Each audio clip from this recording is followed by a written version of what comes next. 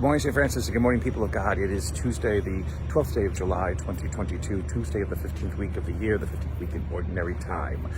We have traveled down the Rhine overnight, and now we have come to the city of Manheim, which there's nothing much Franciscan in it. It's just our stopping point as we move inside to visit some of the other sites in the interior of Baden-Württemberg, which is where we are now in southern Germany, as the friars began to make their journeys out of Germany after Bismarck's decrees limiting the power and the influence of the Catholic Church in Germany in the late 1800s. We're docked at Manheim, and all there is basically over here is a large office building. On the other side is Ludwigshafen, which is the neighboring city on the other side of the Rhine. And if you can see it, there are two spires that stick up from the tree line right behind me, and that's the Church of St. Ludwig. Mannheim's claim to fame is that it was leveled in the 30 Years' War, which was the last great religious war between Catholics and the Reformers in the terrible time of the Reformation. And so it's basically one of the other industrial centers along the Rhine as we continue to move south towards Munich and southern Germany. So as we continue on this journey, though, it is Tuesday, like I said, of the 15th week in Ordinary Time, and today's readings are all about reproaches and judgments that God unfortunately has to give against Israel, but then as Jesus also has to give against Capernaum and those cities around Galilee to which Jesus first comes, and yet refuse to believe or to listen to anything that he has to say about one's relationship with God, humanity's relationship with God. So from Isaiah in the first reading, Isaiah is writing always during the time that just precedes the Assyrian destruction of the kingdom of Israel, and the wiping away of 10 of the tribes of Israel who were never heard from again.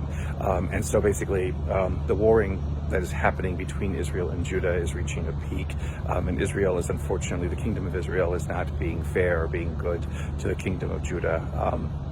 And so there is Isaiah's prophecy that Israel will be destroyed and will not be ever heard from again.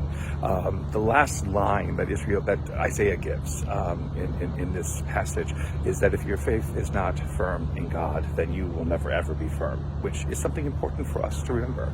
Is that our faith in God has to become something that allows us to continue to believe and move forward. We have to trust in God, which is always a constant refrain in our lives. We fail to trust in God, then we basically will fail in our faith and in our lives as human beings.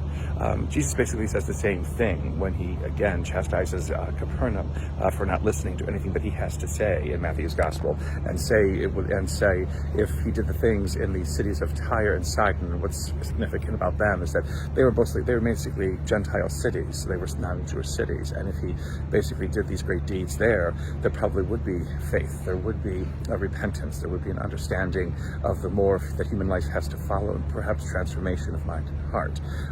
So it's kind of a slap in the face to Capernaum, which itself was not necessarily a purely Jewish city. That's always important to remember, that Galilee was a crossroads of many different kinds of cultures and ethnicities and peoples. And so there probably was some intermarriage, or there probably was some kind of diluting of the purity of Judaism in Galilee. And so to say that Capernaum won't listen, but that even Tyre and Sidon, which would have been more Gentile in many ways, is a big slap in the face to what it is that Jesus is doing and trying to do in his own hometown, among his own people.